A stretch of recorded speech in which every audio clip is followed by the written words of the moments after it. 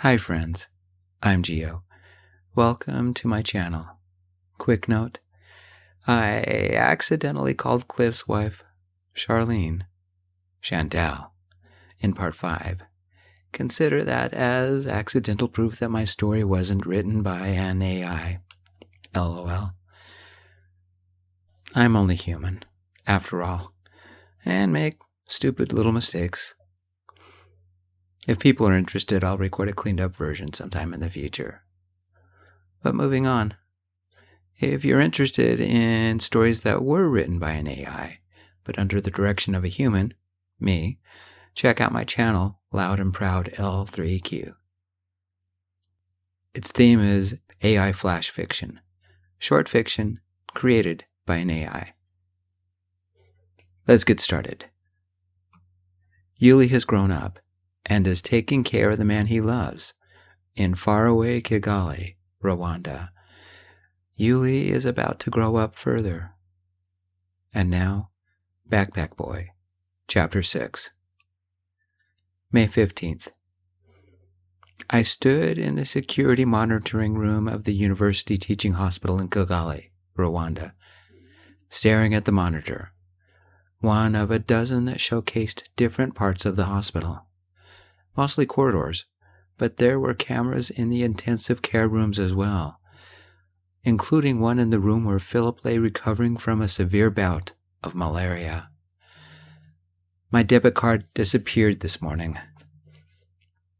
Hospital security must have called the police because an officer stood a foot behind me, along with our day nurse, Mama Nina. Dad was on speaker. He lived back home, 8,300 miles away in Denver. The video proof was undeniable. My brother, Cliff, had entered our room this morning before anyone was awake, found my wallet on the floor, taken the debit card, and placed the wallet near my hand. He left the hospital as quietly as he arrived, taking a moto into the city. The woman at the console sipped a mug of cardamom-scented coffee.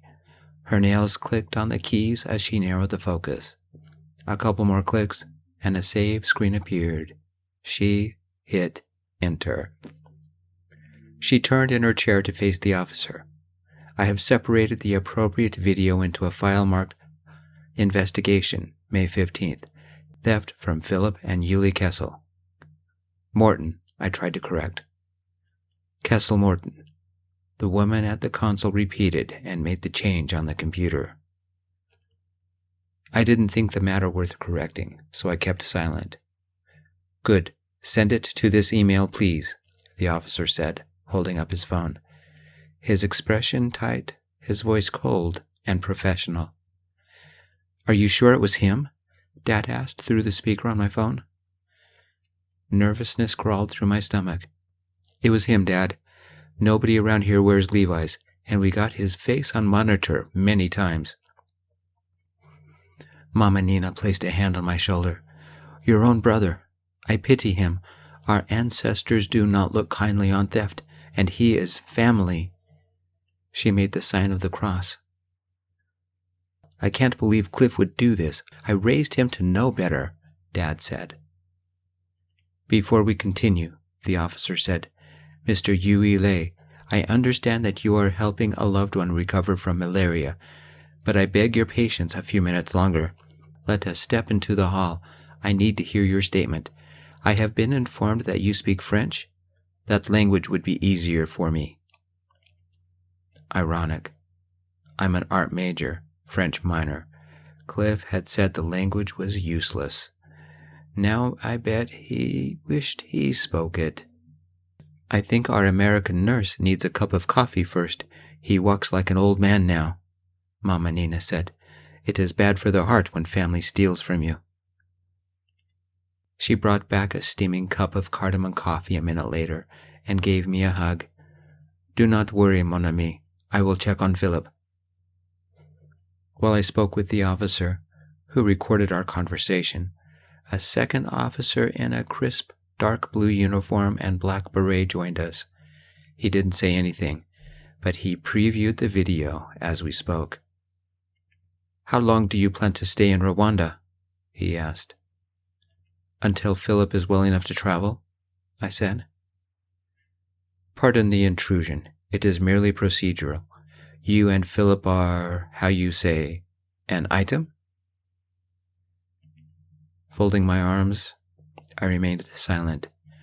The old distrust woke up. Was the officer trying to trap me? Or Phillip?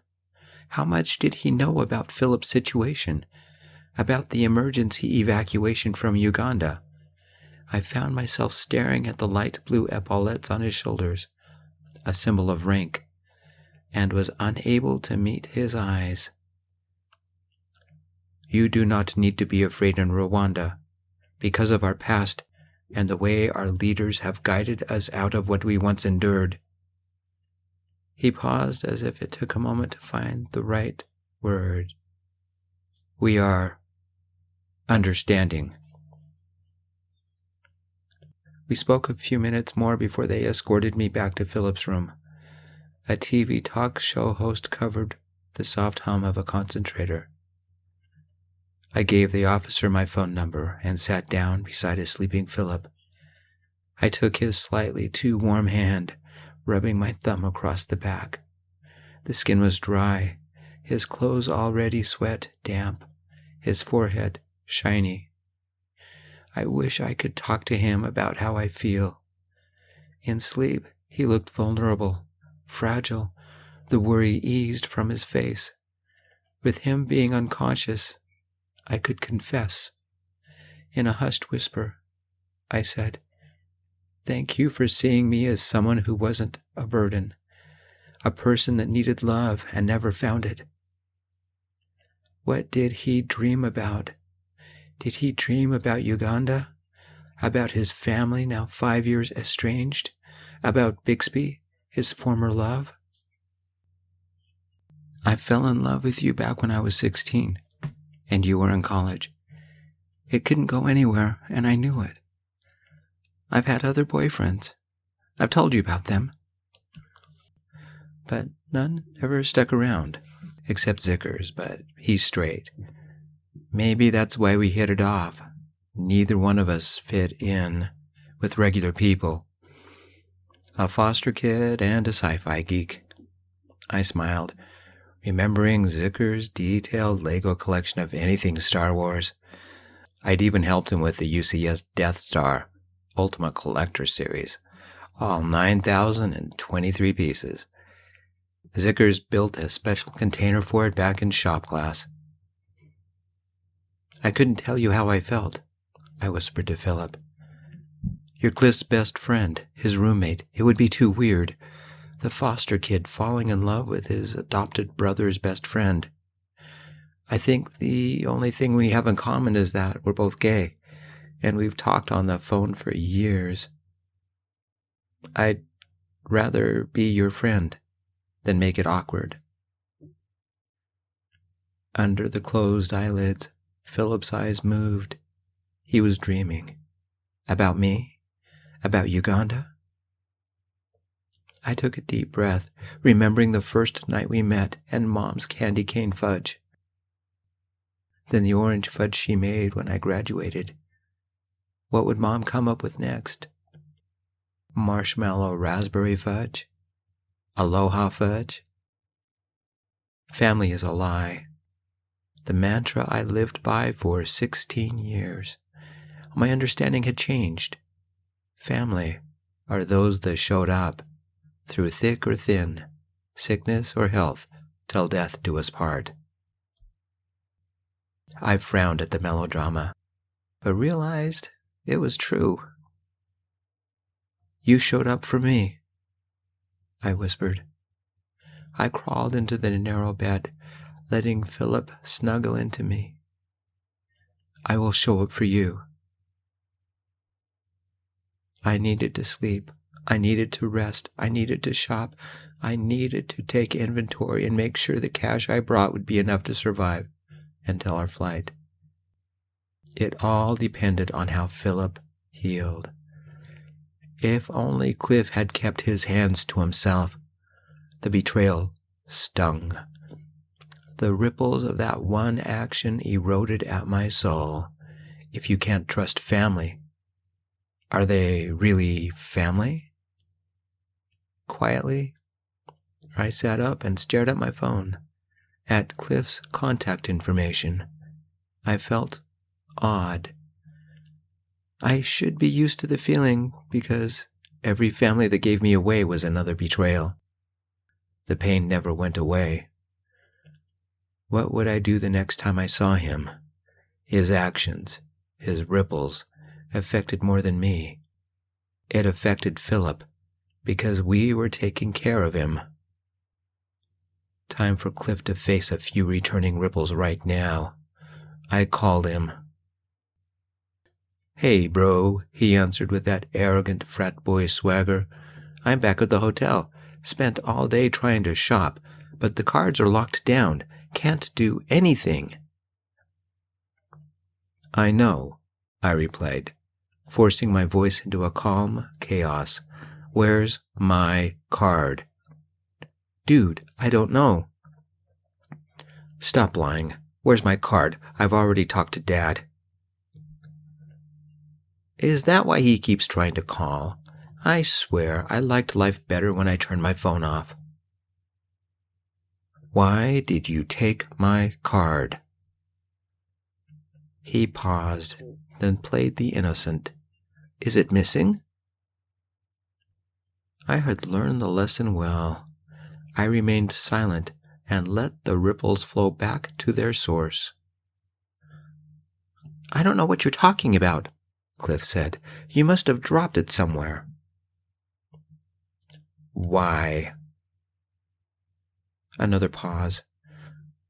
"I bet it's in the bottom of your backpack. Look there." The officer walked into the room and saw me on the phone. He fixed those Rottweiler eyes on me. I didn't say anything. Just let the silence speak. I hadn't snitched. I'd simply stopped shielding someone who didn't show up. "Don't do this, Cliff. You'll regret it," I said. "Do what? Just relax." I ran my fingers through my hair and stared at the sleeping Phillip. How many times had I been betrayed before and couldn't do a thing about it? They weren't family. Cliff was. Could he still be considered family after stealing from me? His actions not only jeopardized me, but the man I love. It wasn't anger that made me act. It was protection. Last chance to come clean. "Bro," I said. There was a flicker of hesitation before Cliff spoke. "Don't know what your problem is, dude." I didn't want to say it, but Phillip needed me to be brave in ways Cliff never had to be. Through the phone, I heard a loud pounding. Cliff inhaled. Afraid of what I suspected was about to happen, I took a deep breath and changed subjects. "Did your suitcase ever show up?" More pounding. "Just a second, someone's at the door," Cliff said, and set the phone down. Cliff answered, his voice full of his usual arrogance. "Can I help you?" "You are Cliff Morton? We are officers of the Kigali police." It was a deep voice, the kind that tolerated no argument or disrespect. "Yes? What's this about, officer?" Cliff's voice trembled slightly. "You will be escorted to Nyamirambo station." "Why?" "Where is the debit card you have stolen?" the officer asked. "I want to talk to someone from the embassy," Cliff said, his voice rising in panic. "We have been in contact with them already. Is the debit card on your person, or is it in the hotel room?" "Hey, stop it. Don't you need a search warrant?" Cliff yelled. "I'm an American citizen. You have no right." Given the video evidence obtained from the hospital, the search warrant was approved before we entered the hotel. Cliff didn't respond. Some ruffling sounded through the phone. "Wait, those are my clothes. Stop it." A deep sigh came next. The video gives us probable cause for both searching your person, your belongings, and bringing you to the station for questioning. The officer's deep voice grew more serious. I recommend that you cooperate. Yuli, what's going on? Cliff asked, his voice rising further into a panic. Cliff had been too loud. Phillip's eyes had opened. I told Cliff the truth. I've seen the security tapes from this morning. Dad knows all. So does Phillip. The hospital looks down on thievery for any reason and takes it very seriously.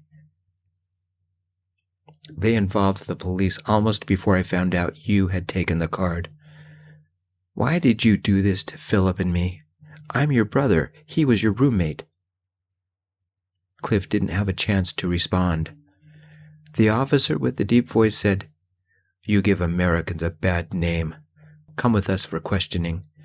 You are not under arrest at this time, but the matter involves theft of the debit card belonging to Yui Lei Henderson Morton Kessel, your brother, if I am correct, who is currently tending to his partner, Phillip Morton Kessel. You may remain silent at this time, and are entitled to an interpreter if you desire one. You may speak with someone from the embassy, who may recommend legal counsel. I would suggest that would be most necessary. I would like you to remove your wallet, please. A moment later, the officer clucked his tongue 3 times. The Visa debit card belonging to Ulysses Henderson Morton was recovered from the subject, Cliff Morton. Yuli, I'm sorry, Cliff said, a desperate tremble in his voice. The call ended. An apology. Too little, too short, too late. Cliff was a jerk. To think that he thought his little apology would make up for the lies and the panic. My God, it had triggered an episode. Bad one, too. Zickers would probably misquote Thanos, saying, I will shred this universe down to its last atom before I apologized. In spite of the seriousness of the day, I smiled. Zickers and I had put together the Lego Infinity Gauntlet on his birthday. All 590 pieces. Even now, I remembered Zickers holding the gauntlet aloft and yelling, By the power of Grayskull, I have the power. It wasn't bad enough that Cliff had stolen from me, but left to rot in a Rwandan prison for years? I'd get him home somehow, and he'd have to face a sentence worse than Africa could ever dream. I'd sit back, munch on popcorn, and laugh as Charlene shredded Cliff down to atoms. That would be the perfect revenge. I glanced at the officer standing near me. He had heard everything. It is a pleasure to meet you, Yui Lei and Phillip Morton Kessel. It is obvious to me that you are newlyweds, and I wish you both the best in your future life. Phillip glanced at me. I faintly smiled and held his hand. I know this is an inconvenient time for you and your partner, the officer continued, but I have some questions for both of you about the timeline. When did you discover the card missing? We spoke. I sat on Phillip's bed, not numb, not angry, but afraid. For Phillip, for me, and oddly, for Cliff. What would this mean for us? For the way we'd been quietly embraced in a place that didn't owe us kindness, but gave it freely, until Cliff had done something stupid. The conversation lasted 15 minutes. Then the officer left with as much politeness as he had entered. He did leave us contact information and the address of where they were taking Cliff. Phillip sat up, dangling his legs off the bed, and I draped an arm across his shoulders. Adrenaline must have kicked in because he smiled, the first one I'd seen since I arrived. They think we're a couple, he chuckled, but it evolved into a cough. Newlyweds? That kind of thing? That got me in trouble in Uganda. A lowered eyebrow and narrowing eyes accompanied his statement. He stared at the cold bowl of sosoma, seeing it but not seeing it. Was he remembering his last days in Uganda? I pulled his narrow shoulders into a sideways hug. In spite of the seriousness of the day, I grinned, but looked away. I think it's because I've been here every day and slept beside you. When they asked my name, our two names got tangled together. Do you mind? Not at all. Husband, what will Grant say? His tease turned into a coughing fit. I held him until it passed. Then I settled him into bed, laying beside him until he slept. I called Dad and updated him. He was home, talking with Mom and Charlene, and the embassy had already contacted them. He tried calling Cliff, but couldn't get through. Just be careful, he warned. The homosexuality is not criminalized in Rwanda. They have not completely embraced those who are LGBTQ. Acceptance and inclusion are evolving, but progress is slow. Our call ended because he had to speak with Mom. Turning the card over the officer had given me, I rubbed the address and phone number stamped into it. Phillip's face had softened as he slept, the rigors of malaria easing away. Will you be all right if I check on Cliff? I whispered, even though I knew Phillip couldn't hear me. Why would you do that? Damba's daughter asked from across the room. Cliff stole from you. He has thrown mud on your family name and brought dishonor to your ancestors and shame to your parents. I paused for a heartbeat, thinking. Though I didn't agree about the honor angle, Damba's daughter was right. Cliff had taken my debit card. Family doesn't do that to family. What kind of ripples does theft make? Are returning ripples consequences? Answers? Karma? Did my brother deserve to be locked up in a Rwandan prison? I gave the only answer I could think of. I know it's hardly logical. Maybe most people would let him rot. I can't do that. I'm a screwed-up foster kid who's been abandoned 10 times. I'm not going to abandon Cliff, even though he resents me. One thing I've learned, family shows up. I know what Cliff did, both to me and to Phillip. I might never forgive him. I might regret this tomorrow, but today I'm going to talk to him. The part I didn't say aloud was that later, I'd rip him a new orifice for what he'd done. But right now, I made sure everything I needed was in my backpack.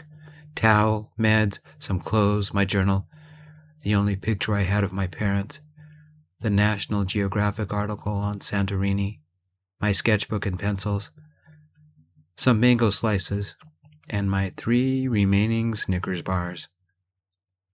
Wish me luck, love, I said, turned to Phillip, and kissed him on the cheek. The first time I'd ever kissed him, and he'd never know. I squeezed his hand, then slung my backpack on my back. It's backpack boy to the rescue. Damba stared at us as if he'd seen a ghost. His daughter mentioned something in Kinyarwanda that must have been, don't stare, because Damba averted his eyes. The nerves hit, like tiny ants crawling all over my body. I was only a 20-year-old gay kid, working on an art degree, studying French, living a boring, normal life, and now I'm in a country I didn't know existed 10 days ago. In Africa. I didn't know anything about law or about Rwanda, let alone how to even contact the embassy. Clutching my backpack strap harder, I gave a long look at the man I loved. What right did I have to think I could make any kind of difference? What chance did I have of protecting Phillip and getting him back to Denver safely? Or Cliff? Dad would know what to do, but he wasn't here. Zickers would probably quote that Doctor Who thing he used like a mantra when his teachers got to him.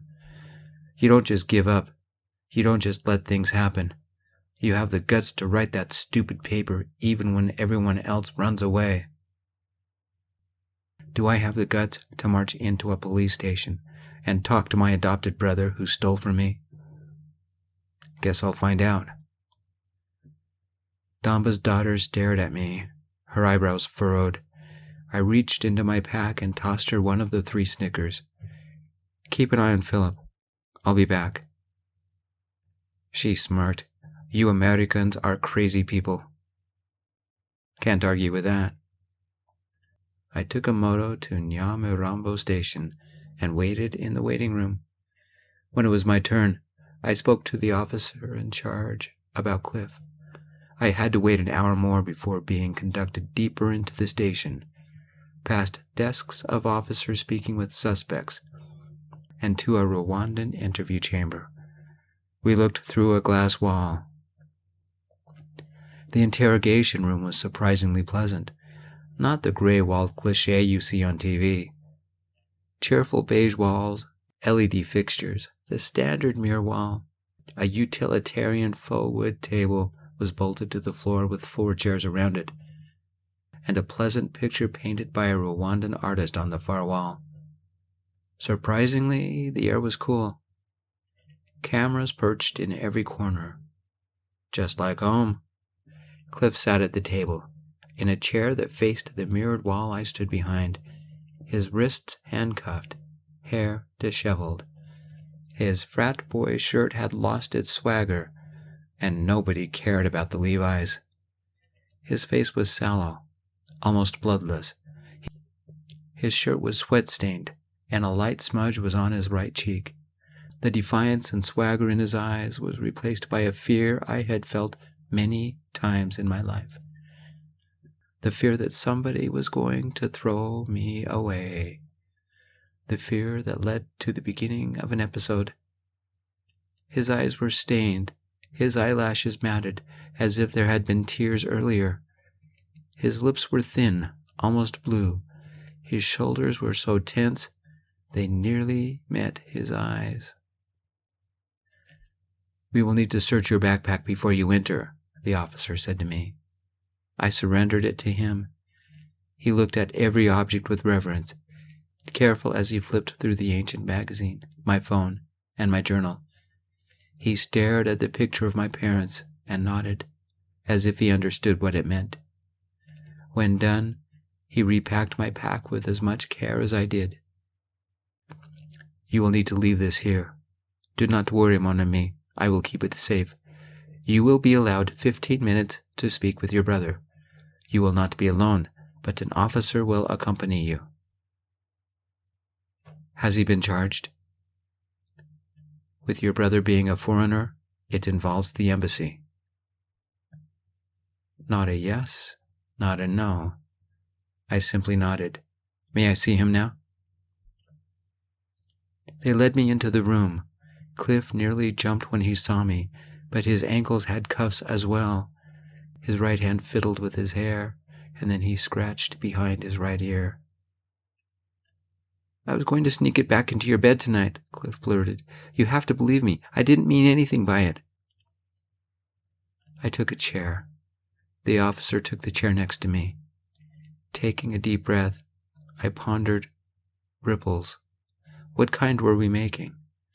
The kind where crocodiles sit motionless in the water, watching their prey, or the kind that allows the lotus to slowly bloom? I turned to Cliff, leaning my elbows on the table. We don't have time for excuses. You've got 15 minutes to tell the truth. The future where you see your baby grow up depends on what you say. Before you ask, I don't forgive you, maybe never will, but I will give you a chance to explain. This is your only chance. Don't waste it. Cliff looked up, his eyes wide, his voice cracked. It's your fault. 14 minutes, I said. Explain. Cliff swallowed, glancing at the officer, then at me. Does he have to be here? Yes, he has to be here. the officer said. "It is protocol, but if you want me to leave, then this interview is over and we will begin processing. Yuile, I am sorry that you have traveled all this way for nothing."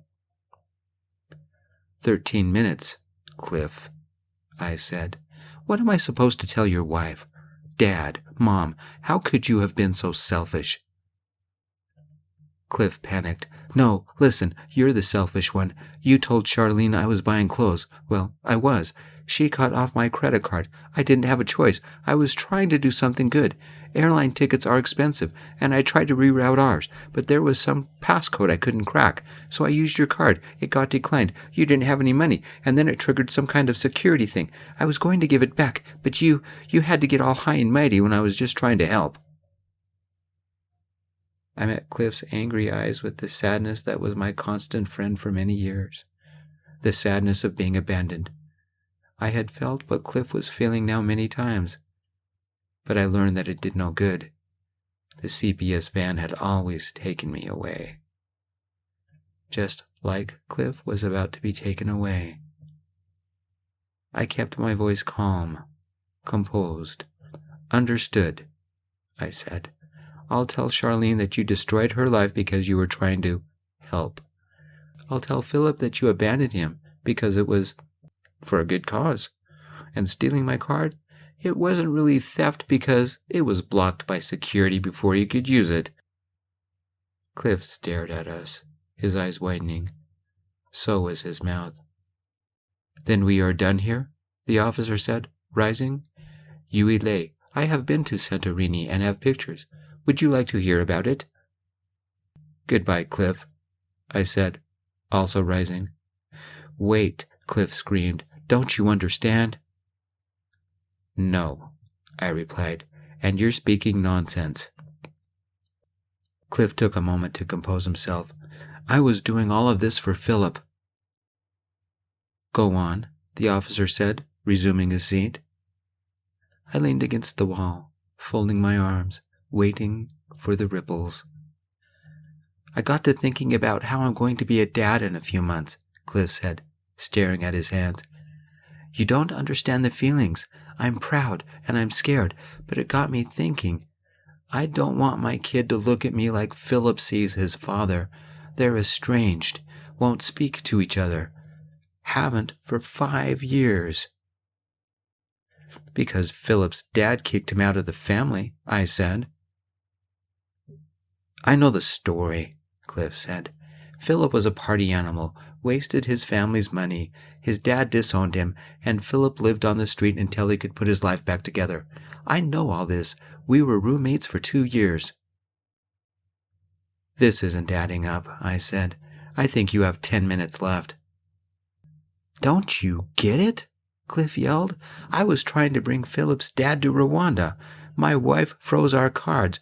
Your card had nothing, but it triggered security. My only choice was to use our tickets to bring Mr. Kessel over, and that didn't work." Zickers would jump up and down and swear by Captain Picard when I told him about this one.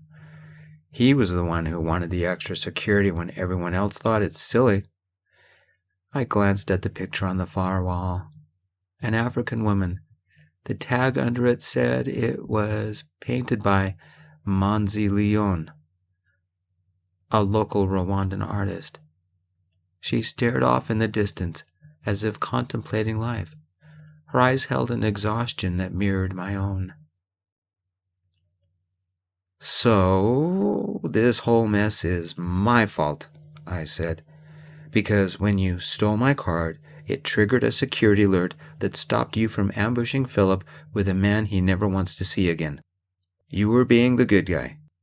It's my fault Charlene froze your card, and because my card fell out of my pocket when I slipped, it forced you to pick it up and run off with it." "That's right, it's all your fault," Cliff screamed.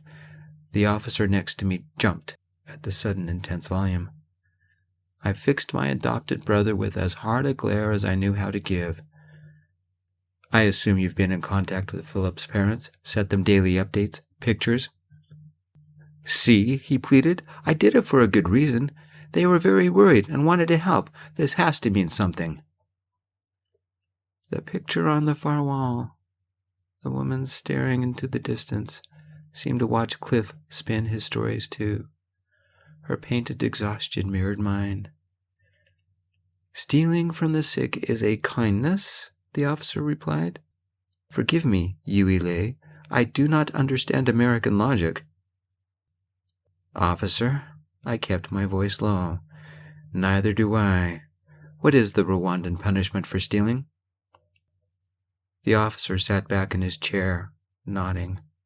First-time offense, no violence involved, but it did happen in a hospital among the vulnerable. Though he is an American national, once charged, Mr. Morton will be subject to Rwandan laws.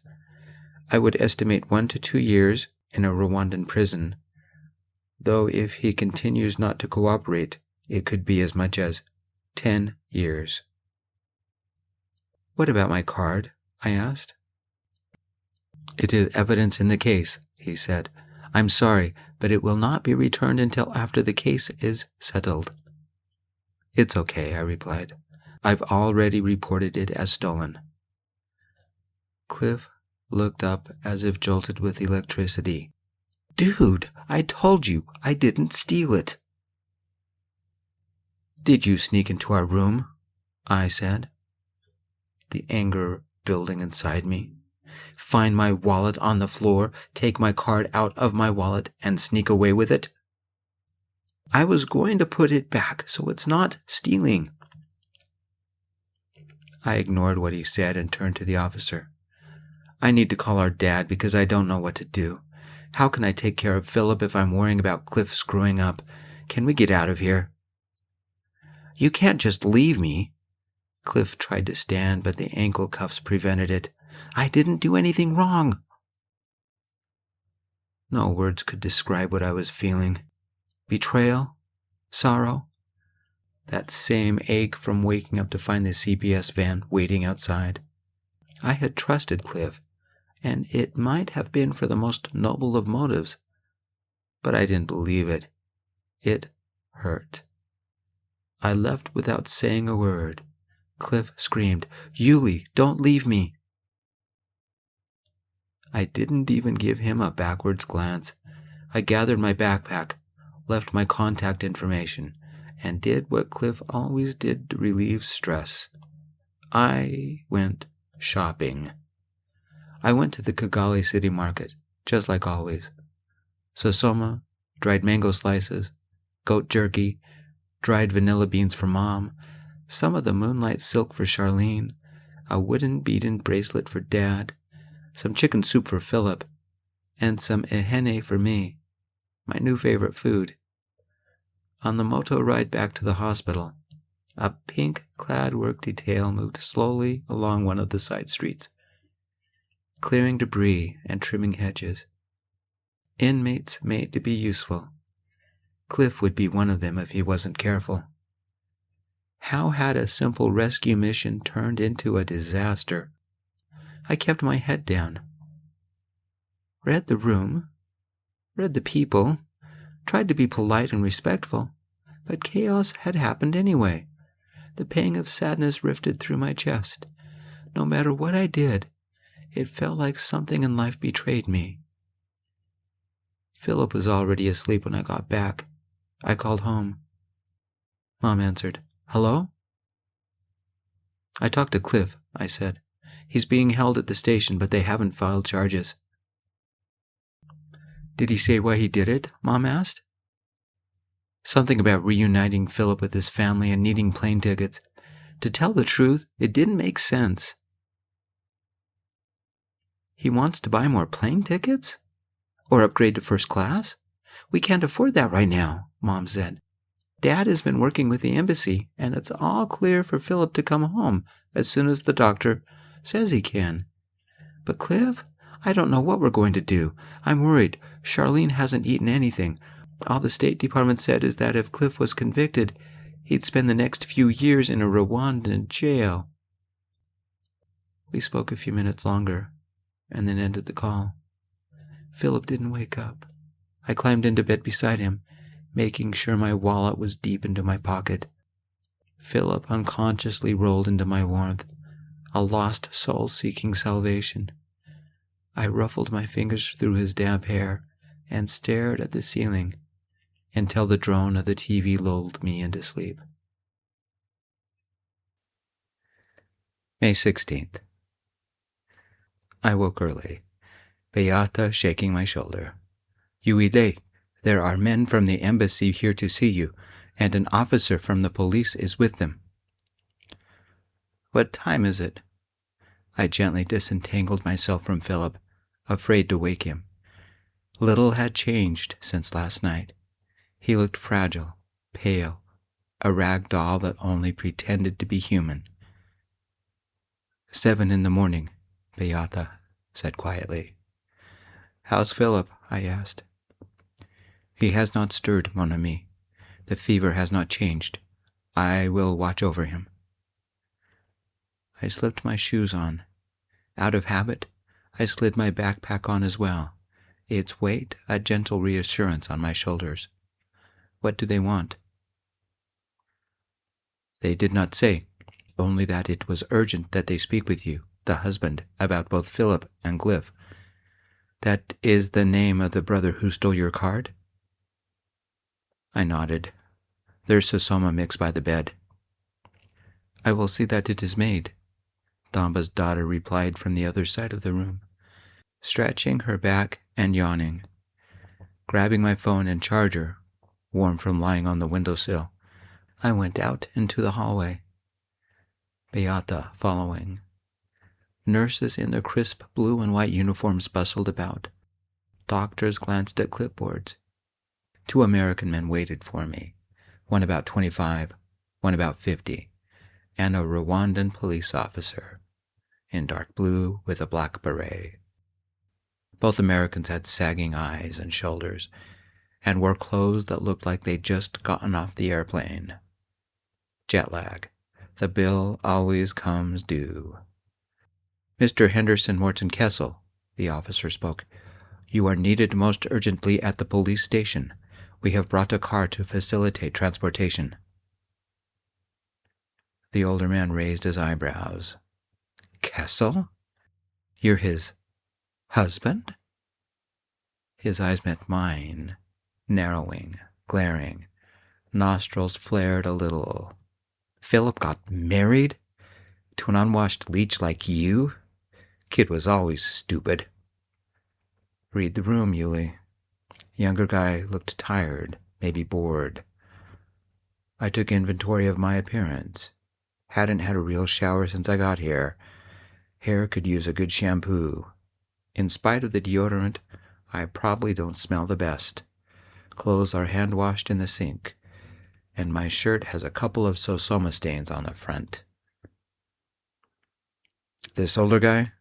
Calvin Klein button-down, designer slacks, polished Florsheim shoes, rolling suitcase, expensive-smelling cologne. Conclusion: a middle-aged corporate flunky who had never lived outside a 5-star hotel. He also knew Phillip, but didn't know he was gay? Or didn't accept it? Or him? Lord, give me patience. A stranger who judged without knowing any damn thing. Another man with a narrow mind, and he's American as well. Great example to the world, this one. The Rwandans were more acceptive. Phillip didn't have time for this. Neither did I. I stood next to him, invading his personal space, letting my inner mama bear take over. I stared him directly in his eyes. Yes, I'm his husband. I have a right to be here. After all, family shows up. He flinched. Was this Phillip's dad? You're wasting my time, I said, stepping closer. Back away, he said. Show me respect, boy. The anger simmered. A deep emotion awakened. Every foster dad had demanded the same thing, or something damn near close. Almost every vice principal as well, and a lot of frustrated CPS agents. Even a couple of bullies back in high school, If this was Philip's father, what was he doing here? They hadn't seen each other for 5 years. This man believed in hard love, kicked his son out of the family for partying too hard. He returned my glare, not backing down. His fist clenched. So did mine. I stepped back, steadying myself. If this man wanted to fight, he picked the wrong person. I had been using a punching bag since I was 16, even been in the ring a few times. He lunged, right hook, to my jaw. Connected. I stepped back, smiled, hit him in the solar plexus. Hard. Guy puffed, air knocked out, fell to his knees. Thinking with your fists? Typical American Sylvester Stallone Rambo. Strategy doesn't work in real life, the officer said. You don't threaten the man I love, I growled, especially not in a hospital or in front of a police officer, and I give respect where it's earned. You haven't earned any. Mr. Henderson Morton Kessel, the officer repeated. Just a moment, I said, standing above Philip's alleged father. Turning to Beata, I met her eyes. Don't let this man near Philip until I get back. You have no right to keep me away. I am his father, the man screamed. I gave him a cold half grin. I am Philip's husband, and I showed up. Where have you been for the last 5 years? I will arrange a guard, and if this man causes any further problems, we will continue this conversation at the station, the officer said, and then spoke in Kinyarwanda into his mic. Then he turned to me. The guard is arranged, Mr. Henderson Morton Kessel. It is most urgent we leave now. The triple last name surprised me, but I remained composed. What's happened? I will explain on the way. The younger man helped the older man rise. I'd made an enemy of Philip's dad. I didn't care. Forcing my heart to slow down, I took a moment before leaving to catch my breath. We drove in a real car, the air thick with stale sweat and pine-scented air freshener. Apparently, it was universal. The 2 Americans remained at the hospital. No doubt the younger checking on Philip, the older probably calling someone to wine. Kigali had woken up. Crowds of early morning mothers were already shopping for fresh fruits and vegetables. We drove a few streets over and found something new. Several women haggled over tortoises crawling on a woven mat. The irony made me chuckle. Nature's original creatures who carry their backpacks with them. I checked my phone. Leopard tortoises, native to Eastern Africa, protected by law, not lawful to import to the USA. As good as omen as any. Backpacks, after all, are meant to carry what matters. School children in crisp white button-down shirts marched toward their classrooms. Motos carried men in suits clutching briefcases to nearby buildings.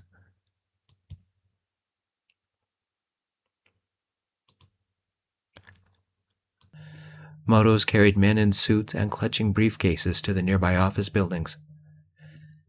The morning air smelled of spice, coffee, and car exhaust. Just like normal. No horns, no shouting, no apocalyptic preachers yelling from street corners, no McDonald's, no people yelling over cell phones, no trash. So many trees. It felt like we were driving through a nature preserve. Once we arrived at the station, the officer led me in a side door and took me to the exact same chamber I'd been in yesterday. 5 minutes later, 2 officers led Cliff in. I felt sorry for him. Pink inmate uniform, hair hanging at random angles, eyes sunken, and handcuffs tied about his wrists. No ankle cuffs this time, but he still moved stiffly, a man in shock. The frat boy swagger was gone. He was my brother. I wanted to go to him, hug him, tell him I'd make it better. Instead, I took a seat at the table. "Cliff," I said, keeping my voice low. "Yuli," he replied, but the word croaked out. It spoke volumes of severe soul-searching, doubt, and despair, of the dark pain that his innocent actions had resulted in. An inescapable destiny. He sat down. The officers took the other 2 seats. An officer set a phone on the table and placed it on speaker.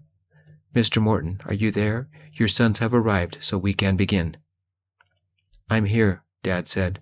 "Cliff, what do you have to say for yourself?" Cliff looked at his hands and didn't respond. The officer looked at me, a pleasant smile on his face. "I am gladdened that your partner is recovering. Such good news is to be cherished." "Thank you," I murmured. "We have been in contact with the embassy and will continue to do so." The officer looked at me. "Mr. Ulysses Henderson Morton Kessel, do you wish to proceed with formal charges against the thief, Mr. Cliff Morton, for the theft of your debit card?" All eyes turned to me. If I answered wrong, Cliff could spend years in an African jail. Did he deserve that? Though I disagree with what Cliff has done, I want him to be returned to the United States. Cliff glanced at me, his eyes red and swollen. For a second, hope flickered there. The officer leaned forward, placing his arms on the table. "Unfortunately, the university teaching hospital is not so forgiving. Such a theft damages their reputation. Families come from all over Rwanda seeking care, and Cliff's actions have shaken that trust." Ripples stirred in my mind. Cliff stole, and the consequences circled back.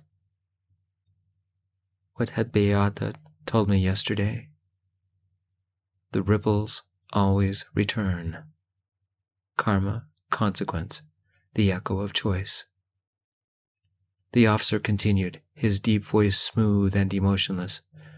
"Late last night, a judge reviewed his case. A foreign national, first offense. He recommended deportation from Rwanda within 48 hours, a 10-year ban from re-entry, and a fine of $10,000 American, or roughly 14.4 million Rwandan francs. If Cliff Morton remains on Rwandan soil after 48 hours, he will be imprisoned for 3 years. Cliff's eyes widened. Dad slowly exhaled. When he spoke, it sounded like he'd aged a decade. "To keep my son out of jail, I'll have to mortgage the house." Through the phone, a glass shattered. Mom wailed. I should let Cliff rot, but for the sake of our parents, for the sake of Charlene and the baby, I had to do something. Only one person had never let me down. It was time to pull in every favor, every imagined debt, and promise a year's worth of hamburgers and Scooby snacks. 48 hours, I said. No problem. Let's get both Cliff and Phillip home, I said. We only need a little luck, a hydrospander, and a pair of gold dice hanging over the cockpit console. Only one person could help me. The scary part, I understood him better than I did my brother. I dialed Zicker's number. When he answered, I simply said, Millennium Falcon, rear landing strut, it's time. You owe me some serious claw, Zicker said. The sound in the background might have been him crackling his knuckles.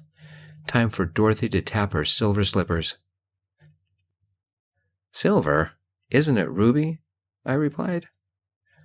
Only in the movie. Silver in the books. Is the Scarecrow up for it? E.T. needs to go home at 88 miles per hour, champagne glass in hand. What about the Cowardly Lion? He asked, his computer humming in the background. I snickered. Nosebleed seats are fine. Revenge is a dish best served by the cowardly lion's pregnant wife. Groovy and Felger all in one. Either way, it's game over, man. For him. Movie or book? Zickers chuckled, effortlessly mashing movie quotes back to back. The odd thing, I understood him. Movie, I said. Zickers paused. I could imagine him rubbing his eyes. Ouch. Pulling a Ripley? Your dad will not approve. Neither do I. Thanks to the cowardly lion, Dad cannot afford to enter the city of 1,000 planets. Neither can you. Details later. Time for the Planet 9 solution. Zickers grew quiet. Understood, number one. Making arrangements for 5 o'clock tonight, Rwandan time. Cliff and Phillip better hurry, or they'll miss the ball and midnight will arrive soon. Movie version it is. I'm sorry. Don't be, I said. We both knew it would end this way. There was a pause. When Zickers spoke, it was with emotion. I have been, and always will be, your friend. Live long and prosper. You were the most human, I said. After Zickers hung up, and Dad had ended the call on his end, the officer turned to me. I have seen The Wizard of Oz 3 times. What is so special about the movie version that is different from the book? I stood and met his gaze directly. The slippers stayed in Oz. He looked at me, not quite understanding. There is no Ripley in The Wizard of Oz. No, there isn't, I said, leaving the interrogation room and leaving the station and looking for a moto.